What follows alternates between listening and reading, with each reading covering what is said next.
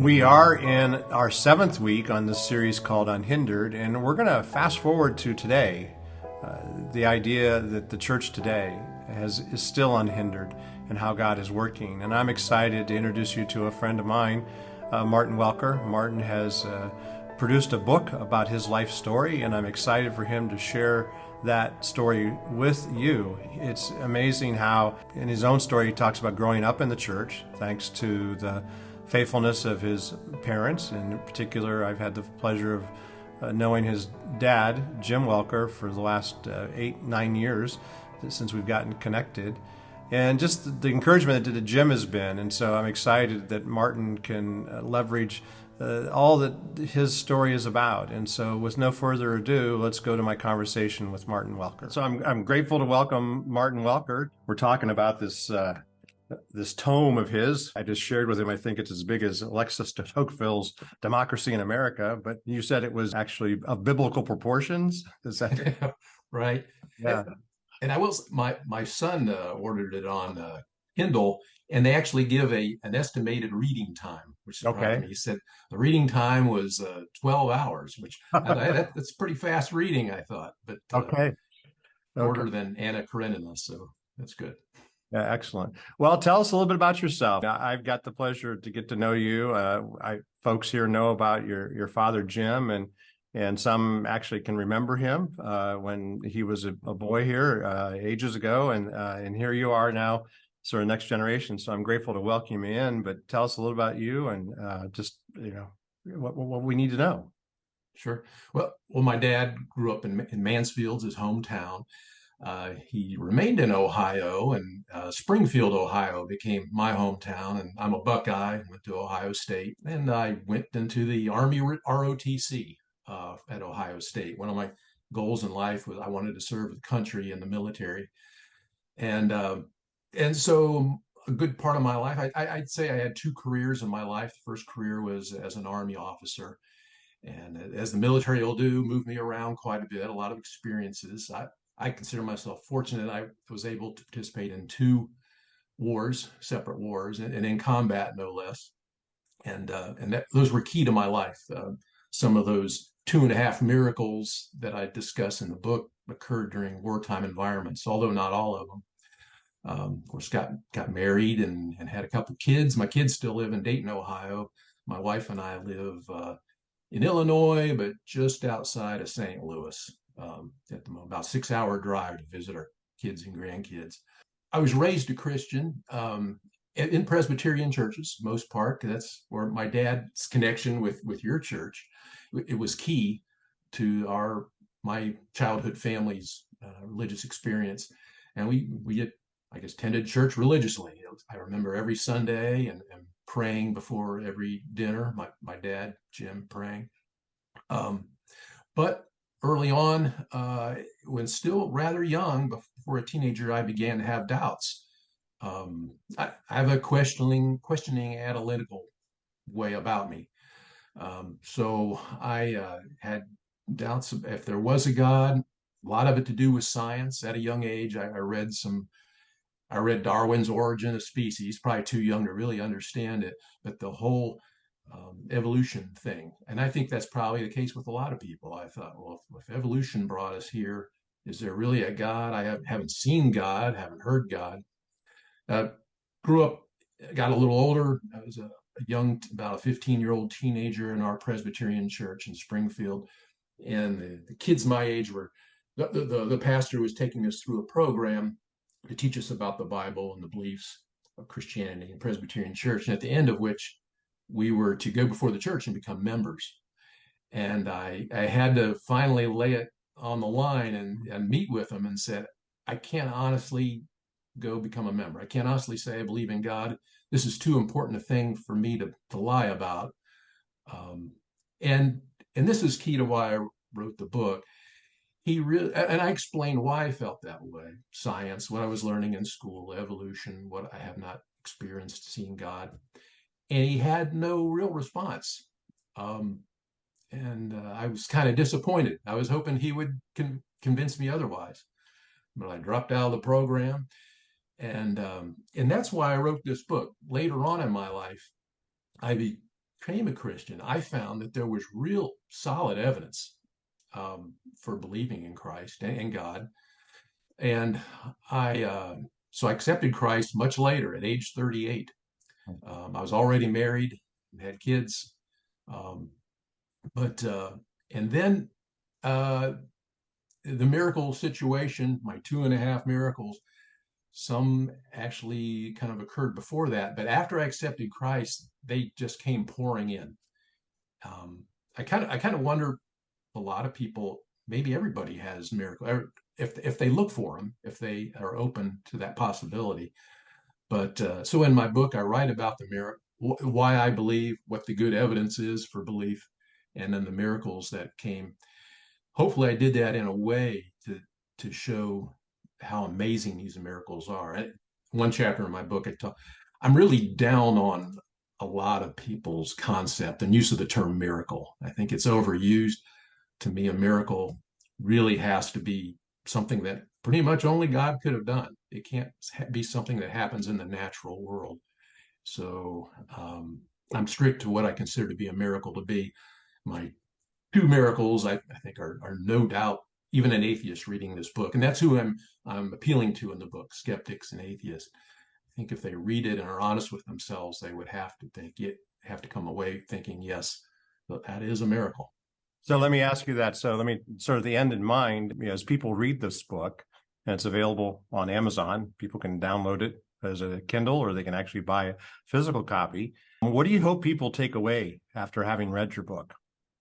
It depends on who the person is when they go into it, when they begin reading. Okay.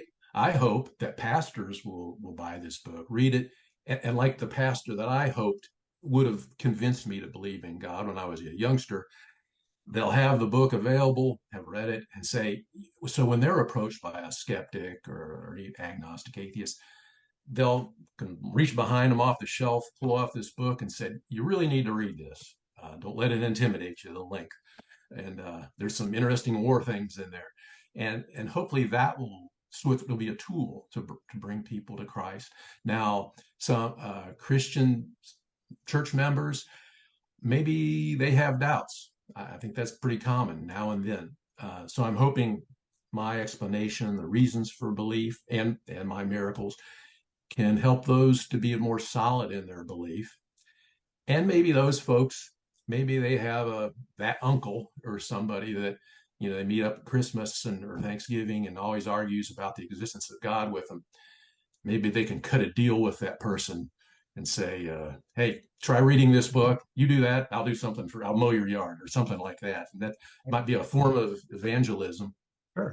And quite honestly, I've looked at reviews of similar books about apologetics, and the most interesting reviews to me are done by the atheist. I'll give them this: they seem to read these books with a fine tooth comb, and because they want to burn them, and then come back in a written review and Right. say why this is a bunch of bull. But I hope those atheists attempt that with my book, because the critical comments they've made, I think I've pretty well addressed in my book. So I kind of dare them, and I think they might be willing to pick up the mantle and give it a shot. Great. Well, let's go back to your combat experience as a soldier. I mean, how did that help shape where you find yourself today? I really liked being an Army officer, but I knew I didn't want to spend my whole life doing it. But I ended up staying in longer than I thought. I did a total of 12 years in the active Army, that living on an Army post day in, day out, doing Army things. Then I got out and spent 16 years as an Army reservist, which in later days it wasn't just a weekend a month thing. It became more and more uh, of a commitment. So I was a military intelligence officer. Again, return to my analytical way of looking at things. Often did investigations and inspections, and as I joke, I had really interesting jobs that you hear about in military intelligence, the very top secret things in the buildings with no windows and all. But wow, wouldn't you know it, whenever a war came up, suddenly I was in the first one. I was in an armor unit with a bunch of tanks. The first war being Operation Desert Storm, the second war being the Iraq War. what I call the Second Iraq War, and then I'm in an infantry unit training an Iraqi infantry unit while they conduct their operations. Yeah, I met a lot of great people in the military. It's a good way of life, and like it had the some hairy times, not compared to all. Thank God, I'm in one piece. Right. I was never wounded, came close to it, but that especially in one time, that might be one of those miracles. It was just unbelievable that no harm came to me.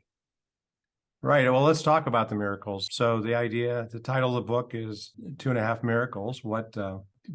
Just to tease people out a little bit, maybe you want them to read the book, but maybe to give some context of what is it, and then even the sort of the subtitle, if you will, is the memoir of a Christian apologist without apology. So maybe we'll talk about that second part here. I went to Desert Storm, and at a key point in the battle, and I was in a tank unit. We were in 4 different battles, and the last of which, going way back, this was 1991.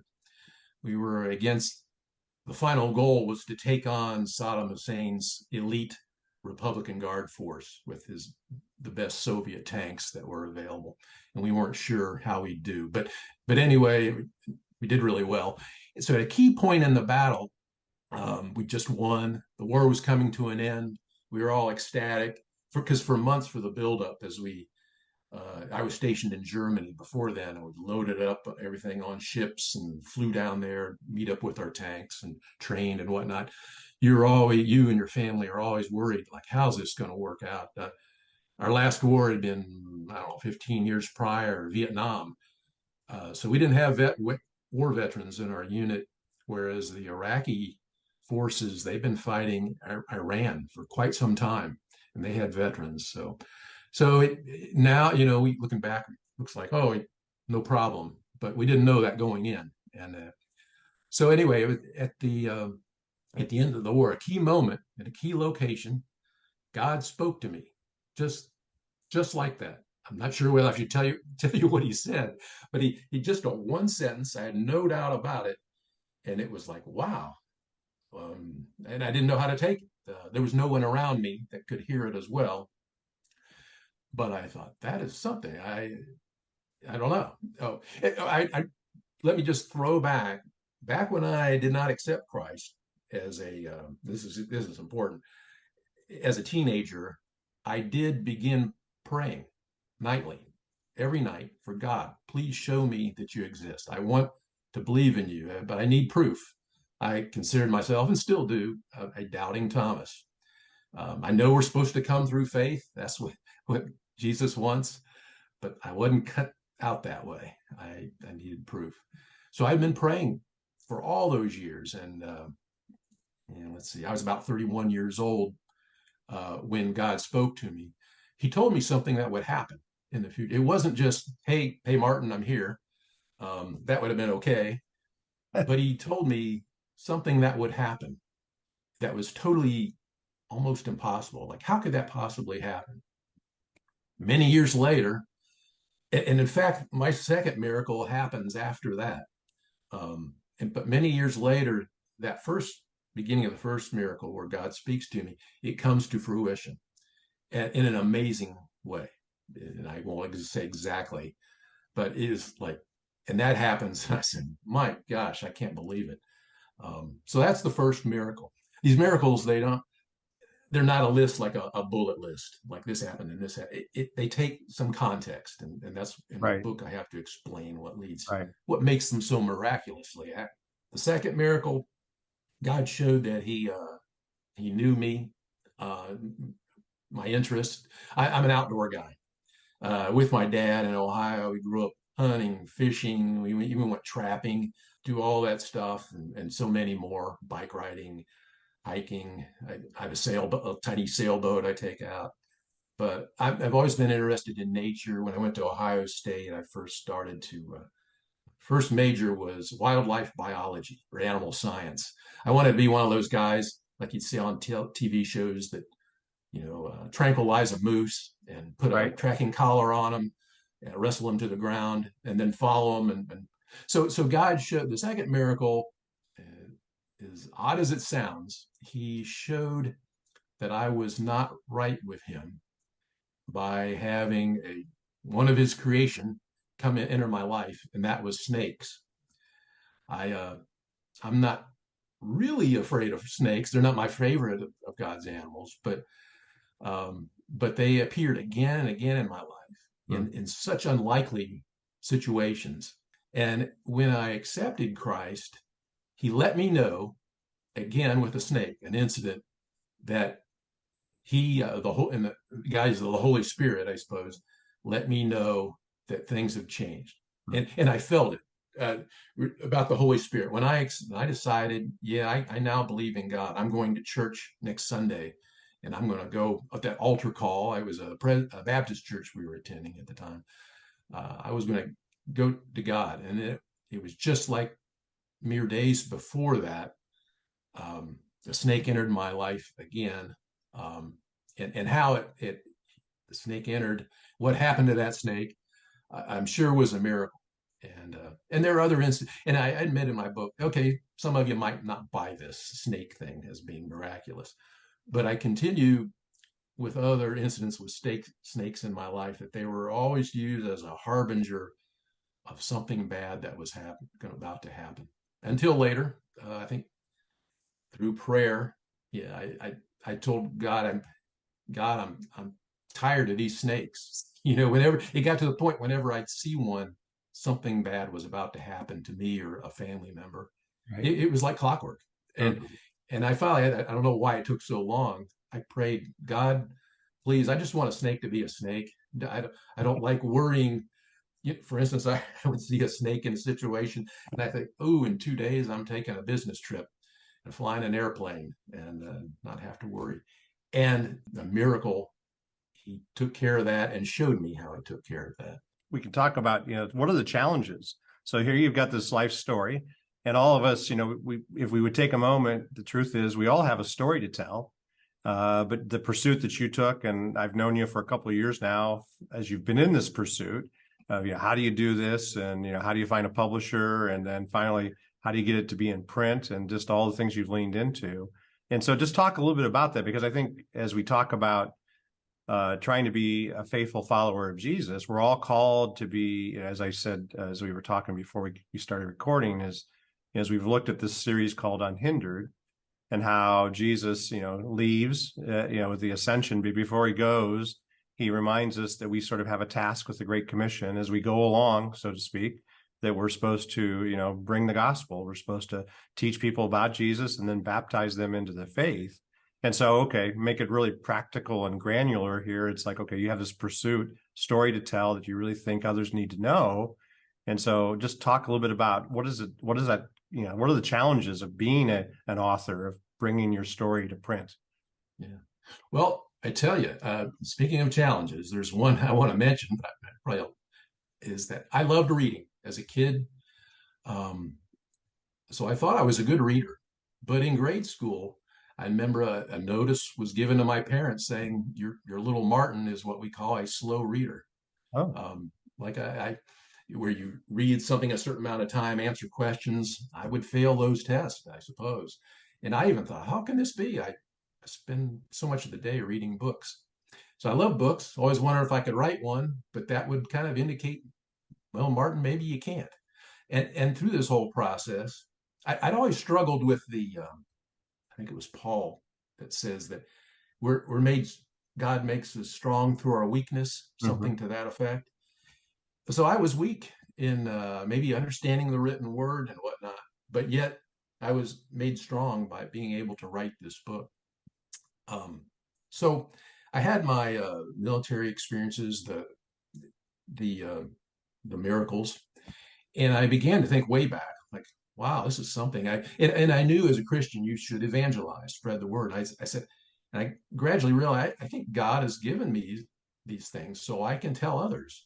It's not just for me and to say, oh, wow, how lucky I am, but to tell others, and maybe it could be of use to them. Um, so, got about 10 years ago, I first started to sit down, maybe on a day off from work, and to organize my thoughts, to outline the book. Did quite a bit of research, and that included I read atheist uh, books. The God Delusion by Richard Dawkins was a big one.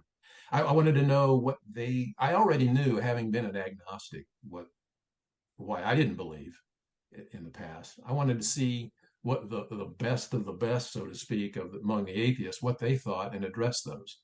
Since their books were big sellers, and people seemed to be buying off on what they had to sell.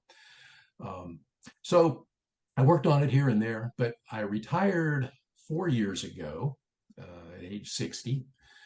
And immediately I sat down and really began writing this book in earnest, taking all my notes. It was funny. I'd so long, I'd handwritten some notes and an outline 10 years ago. When I actually pulled those out, the ink had actually faded Oh, on goodness. those. That it was difficult to see. Right.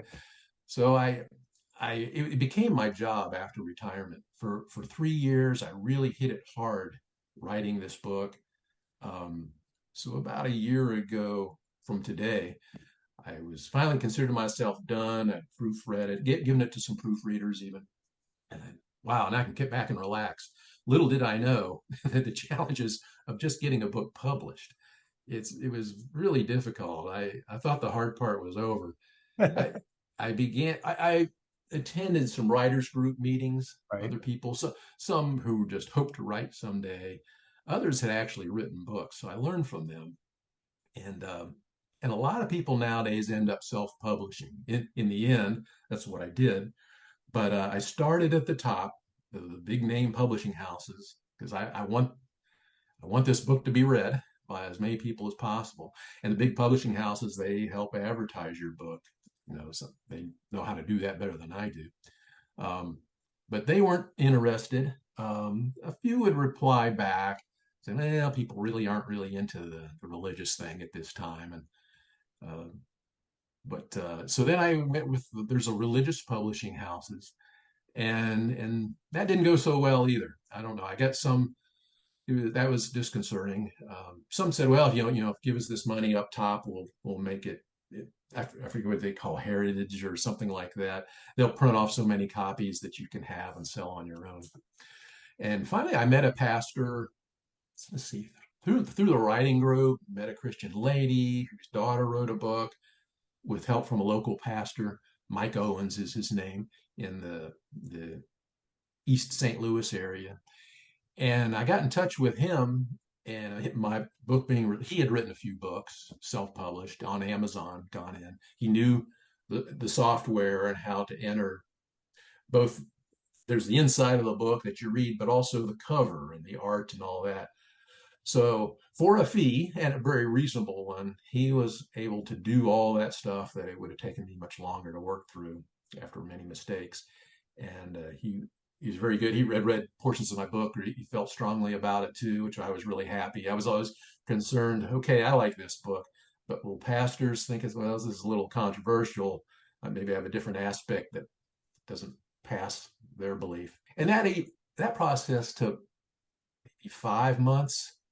He's busy. Of course, he's a pastor. He's kind of doing this on the side, but that and the artist person, the this was kind of redone. You can find many images on the internet, but you have to pay money for those, Right. and you're get in trouble if you don't.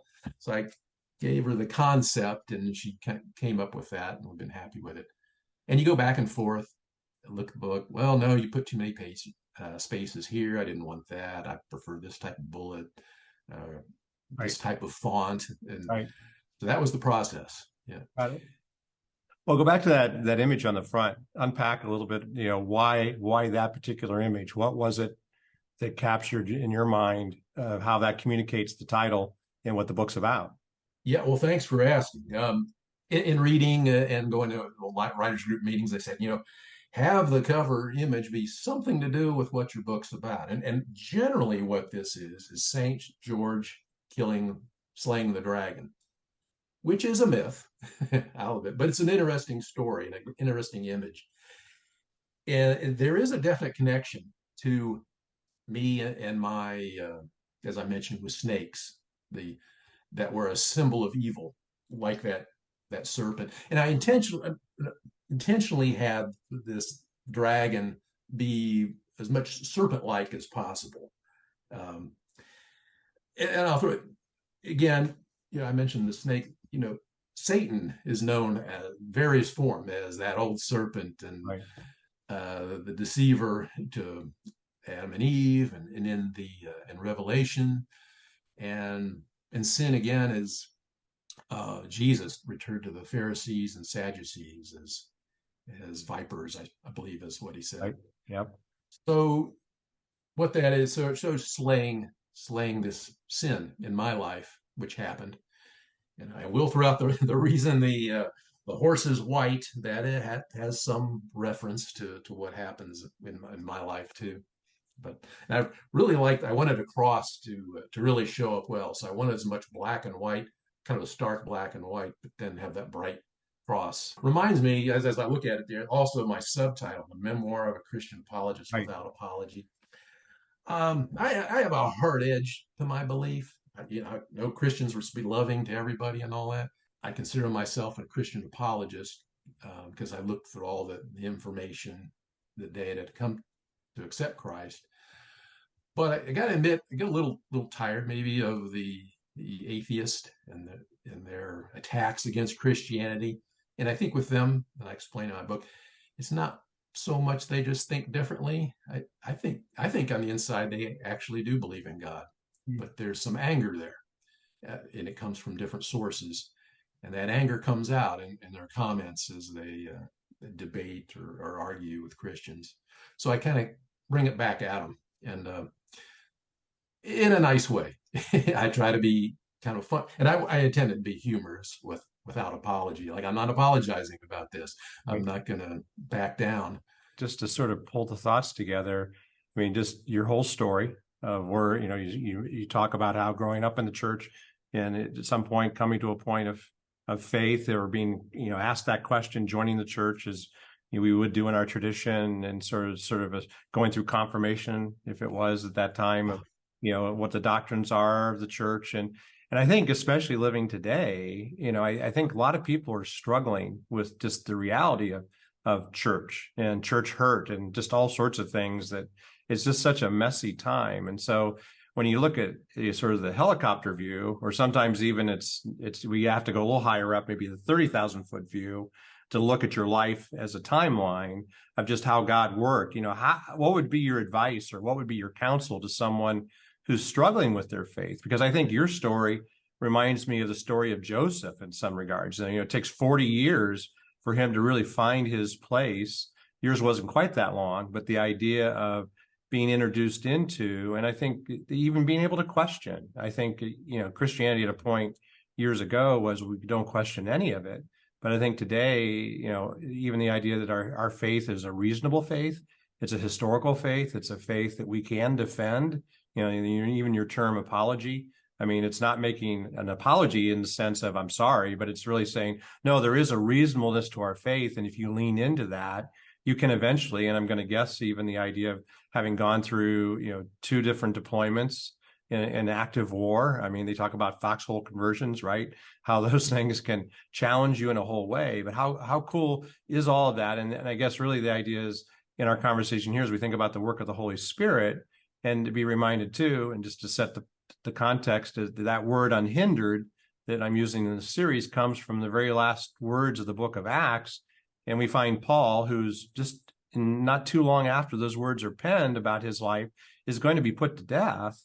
And yet the word about the gospel is it's unhindered. And so even though it's messy and Paul's in prison and life doesn't seem to be working in the moment, there is this faithfulness of God. And so all that to say, if a person's struggling with their faith, what would be the counsel, or what words would you offer them as they walk in their journey? In my case, and I'm sure for other situations, it is a kind of a long slog.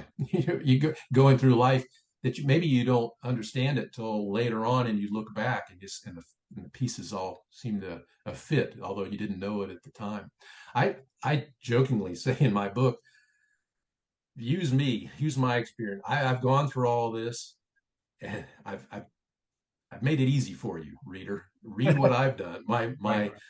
my evidentiary reasons for believing in Christ and my miracles. Rather than wait for them to happen to you, just kind of cut to the head of the line, read from the book, and hopefully that can solve a lot of your doubts there. Just being faithful to the task, right? And, realizing too, you can, as you do go, oh, I can see how God's hand was, even the idea of presenting you with those questions at age 17, right? It's like, or whenever it was, it's like wrestling through those.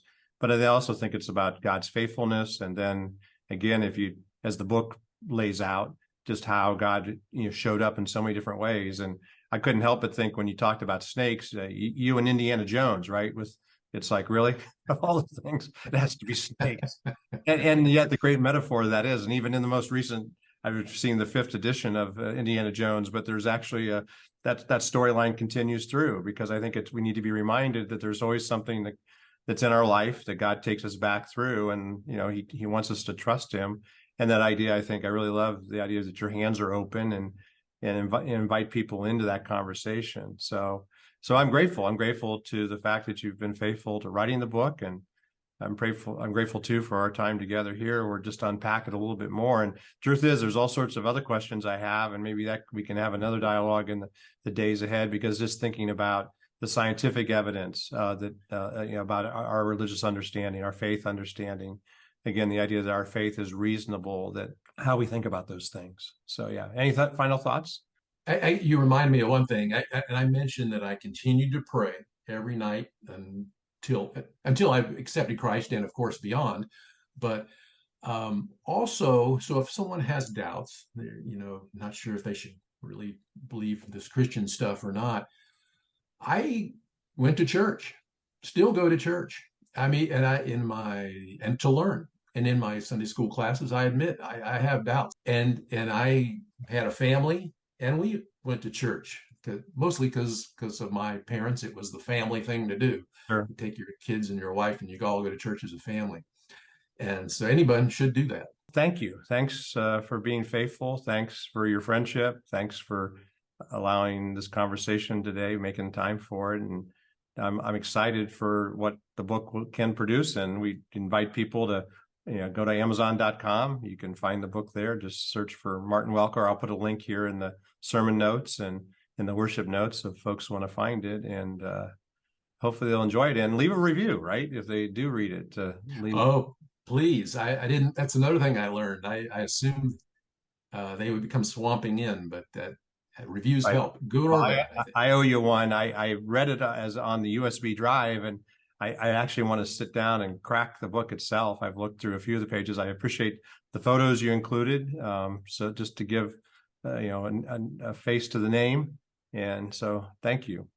Yeah. I mentioned your church. I mean, the key history it has in my family's church attendance. So I appreciate that. Well, I'm grateful for your dad and just his encouragement, especially over the last number of years as we talk a couple times a month, just, how's the church doing? And he reminds me of just how he got connected. And so I'm grateful that, God's still working, and I'm excited about what our next season might be. And so I'm grateful that we can, share this story together. So just want to say thank you for your time. Thank you. I appreciate it, Pastor Tom. Thank you. All right, great. Blessings.